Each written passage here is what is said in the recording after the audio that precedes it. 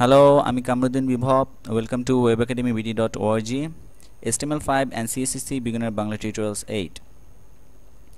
So আমি এর আগের ভিডিওতে আমি আপনাদেরকে দেখিয়েছিলাম কিভাবে অ্যাঙ্কারটাকে ইউজ করে লিঙ্ক ইউজ করে আমার লিঙ্কিং টু ডিফারেন্ট পেজ এক এক পেজে চলে যেতে পারতেছি, পেজ 2, পেজ 3 ব্লা ব্লা ব্লা। আমরা এরকম এখন যা করব, আমি এই টিউটোরিয়ালে দেখাবো আমরা সেম লিঙ্কটি ইউজ করব একই পেজে, আলাদা অন্য কোনো পেজ ওপেন করব না।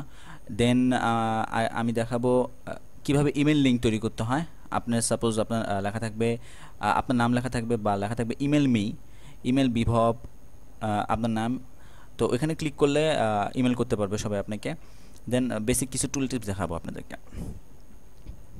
সো শুরু করতে যাচ্ছি নোটপ্যাড প্লাস প্লাসে। ওকে, অ্যাঙ্কার ট্যাগ নিলাম, এ ক্লোজ, দেন লিখি আমি ইমেইল বিভব। সো href, সরি, এই ফাংশনে লিখতে হবে আপনাদেরকে মেইল টু আপনি আপনার নিজের ইমেল দিবেন, যে আপনার এখানে ক্লিক করার পরে যেই মেইলে ইউজার আপনাকে মেইল করবে সেই মেইলটা অবশ্যই সেট করবেন। সো আমি আমারটা দিচ্ছি info@webacademybd.org। সো আমরা রান করে দেখি এখন, launch in Firefox.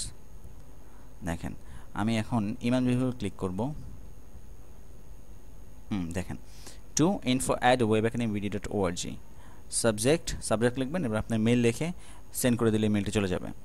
Okay, so আপনার যখন আপনার ওয়েবসাইটটা পুরোপুরি কমপ্লিট হবে দেখবেন বেশিরভাগ ওয়েবসাইটের নিচের দিকে ফুটারের দিকে থাকবে আপনার সামান্য করে ইমেলটি লেখা থাকে।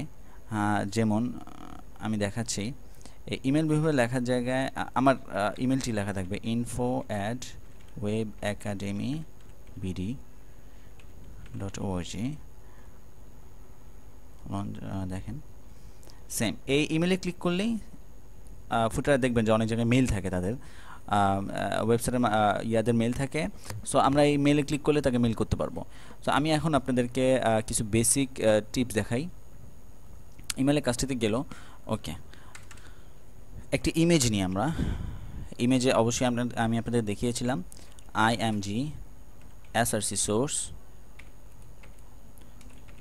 দেখেন আমি সোর্সটি এখন বসাবো না, আমি আগে দেখে নিই যেই ফোল্ডারে আমার পেজটি আছে ও ফোল্ডারে চলে যাই। আমি নিউ ফোল্ডারে আমি রেখেছি আমার, দেখেন index.html আমার মেইন পেজ, এখানে একটা ফোল্ডার আছে ইমেজেস, দেন এই ফোল্ডারের ভিতরে আমার ইমেজের নাম demo.png। ওকে, এখন সো আমি ফোল্ডারের লোকেশনটা ধরি ইমেজেস, দেন demo.png,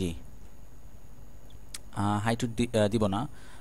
সো রিলোড করি আমার পেজটি, দেখেন আমার ইমেজটি চলে এসেছে। তো আমি আপনাদেরকে যে বিষয়টি দেখাতে চেয়েছিলাম, আমি একটা ব্রেক দিয়ে দিই এখানে।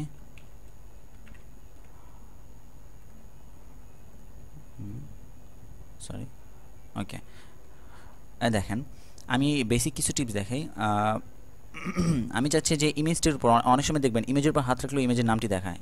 হ্যাঁ, সো এখানে আমি একটা অ্যাট্রিবিউট ধরি টাইটেল, দি মাই ইমেজ টিউটোরিয়াল